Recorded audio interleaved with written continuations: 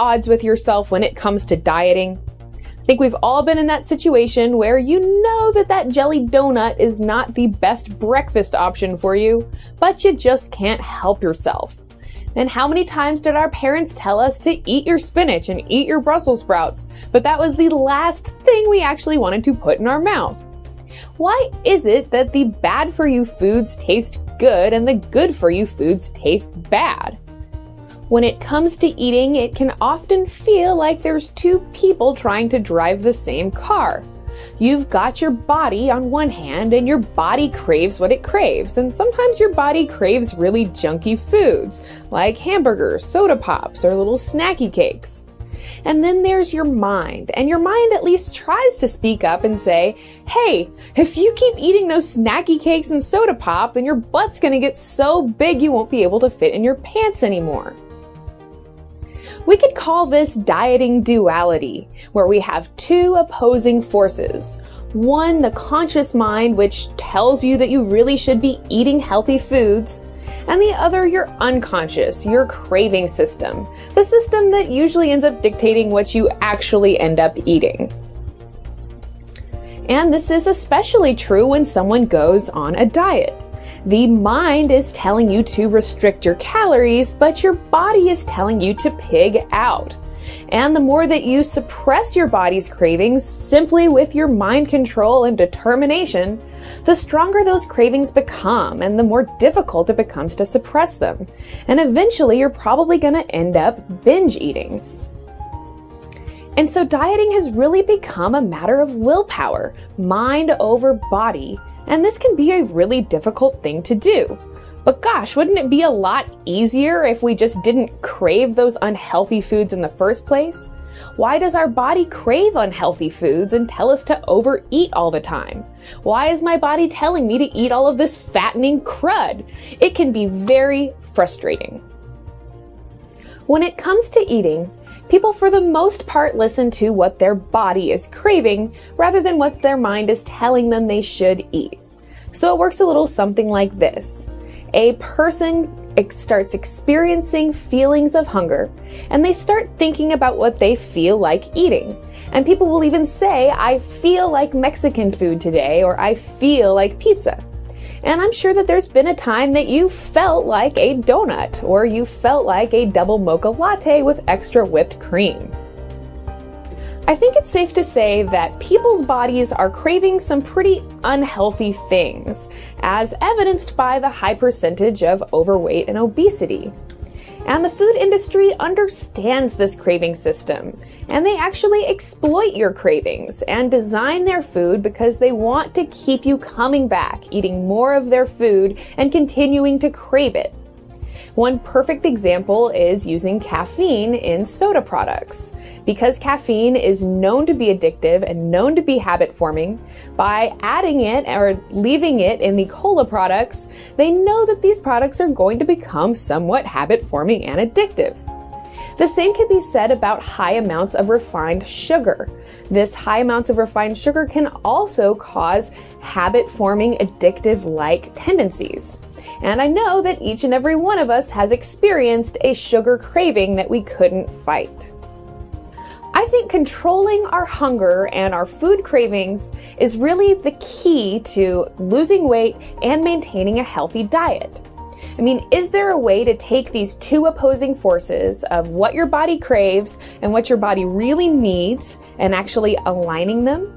I mean, what if your body actually craved the things that made it healthy rather than craving the junk that makes it fat, zaps its energy, and makes it sick? Human bodies have evolved, so there's really millions of years of experience in survival. And despite what some false information out there says, the human body is actually pretty smart about survival. These craving mechanisms evolved to help guide the mind to figure out what kind of food it would need to pursue, based on the nutritional needs or nutritional deficiencies that the body might have. So if someone's body is low in vitamin C, then they might actually just start craving citrus or some other food that's high in vitamin C. But something is really messing this mechanism up. And I don't think there's anything inherently wrong with our body's craving systems, But the fact is that our bodies have millions of years experience eating natural foods and only about 50 years experience eating processed foods. And eating these processed foods, which hitherto didn't even exist, confuses our body's natural craving system, causing us to overeat and gain weight. The body's craving mechanism evolved eating a diet of whole natural foods, like vegetables, fruits, and natural meats. And when we're eating a diet of whole natural foods, then the craving mechanism actually works really well. But when confronted by all of these newfangled, refined fats and sugars, artificial flavors, and other chemical food additives, it just kind of throws the whole system out of whack. Our body has no idea how to respond to that. We're going to end up with nutritional deficiencies, and our craving mechanism just goes wacky. So we're going to end up overeating more calories than our body actually even needs. And once again, the food industry does things to exploit this mechanism. Because while they make money when you eat their foods, they make even more money when you overeat their foods. Things like MSG, high fructose corn syrup, artificial sweeteners, and the general refining and processing of foods confuse the hell out of your body's craving mechanism.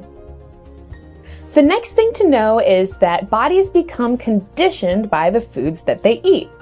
So for example, if your only source of vitamin C is from eating Fruit Loops, then when your body is low in vitamin C, it's going to tell you to crave Fruit Loops. But when you eat that bowl of Fruit Loops, in addition to the vitamin C, you're also getting a whole lot of empty calories, a lot of refined sugar, some chemical flavoring agents, and a lot of things that your body just doesn't need. So if you're tired of being hungry all the time, overweight, tired, and sick, then we need to recondition your body's craving mechanism off of the modern junk foods and back to the natural, healthful foods. And before long, your craving mechanism will straighten back up and you'll actually be craving those healthful foods instead. So here are a couple of things that mess up your body's craving mechanism. The first thing that can mess up your body's food craving mechanism is caffeine. And if you're addicted to caffeine, you probably feel like you can't live without it. You feel like you just cannot start your day without a cup of coffee. And sometimes you may even get headaches until you have a soda or energy drink. But caffeine is one of the easiest drugs to withdraw from ever. And it's water soluble, so your body can actually eliminate it. This is also why drinking caffeine makes you have to pee. It's your body's attempt to eliminate that toxin. Caffeine withdrawal can cause headaches, cravings, feeling tired or groggy, and even feeling depressed. And these symptoms can begin anywhere from 12 to 24 hours since your last caffeine intake, with the peak intensity occurring at about 1 to 2 days. But then from there, it just starts getting better and better, and within a week, you should be able to be completely off of caffeine with no withdrawal symptoms and no cravings. The second thing that can mess up your body's natural food craving mechanism is highly refined and processed sugars and starches. And they cause artificial hunger and artificial cravings by causing your blood sugar to roller coaster up and down. And this blood sugar roller coaster is the primary cause of overeating, weight gain, sugar cravings, low energy, and diabetes. And it's only the refined and processed sugars and starches, like white bleached flour or high fructose corn syrup, that cause this blood sugar roller coaster. Natural fruits or whole grains will never do this to you. You could call this sugar addiction, and it can be even more difficult than a caffeine addiction, but overcoming it is certainly not impossible. You just need to eliminate refined sugars and eliminate processed wheat or corn products from your diet. Start eating fruit whenever you're feeling a sugar craving, even if you don't feel like eating the fruit. And before long, your body will actually start craving the fruit, and those artificially sweetened fruit foods won't even taste good anymore. This will also stabilize your blood sugar, which is going to give you more energy, and most people will even start losing weight. To reset your craving mechanism, you don't have to worry about calories or how much you eat. Just start eating produce and meat that actually comes from the butcher. So no more food that comes in boxes, no microwave meals or trips through the fast food window. If you'll begin to explore the outer sections of the grocery store, you will likely discover hundreds of new foods to start incorporating into your diet. Because of that conditioning factor we addressed earlier, people who tend to only eat a handful of foods will also only crave that handful of certain foods. But the good news is that you can really embark on an adventure of new foods, discovering new things to start enjoying. And the more diversity that you add into your diet, the better that your craving mechanism will begin to work. Now, granted, this is not necessarily the most convenient thing, but this is another part of the trap that the food industry has set for you. Not only are they exploiting your food cravings and doing relentless amounts of advertising and marketing, but they're also giving you the opportunity to sell out your health for a little convenience. So it's really become a question of your health and the size of your belly, or a little bit of extra time and effort that it takes to eat healthy foods. It only takes about 3 weeks of eating natural foods to put your craving mechanism back on track the way that nature evolved it to be. The result is that you'll be craving less junk foods, you'll spend a lot less time feeling hungry, you'll have more energy, and you'll probably even be losing weight even though you're able to eat as much food as you want. You could call this a whole food diet. It's what your body evolved to eat. It's what your body knows how to crave, and ultimately, it's what's going to make you healthy. So you can say goodbye to diet duality. Eating doesn't have to be a struggle anymore. And this will dramatically improve your health and your waistline. If you're trying to lose weight, then you have likely seen people advertising high-carb diets and low-carb diets. So what the heck is actually better? In a future video, we're going to take a closer look at the macronutrients and how you can actually have a successful diet. And in another video, I'm going to give you my top 10 tips for how you can easily and painlessly make lifestyle changes. So be sure to subscribe. If you enjoyed this video, I hope that you will give me a thumbs up and share this video with your friends.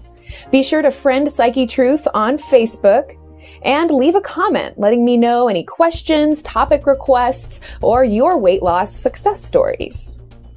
To learn more about how the fast food industry exploits our food craving mechanisms, check out the video Fast Food Designed to Be Addictive.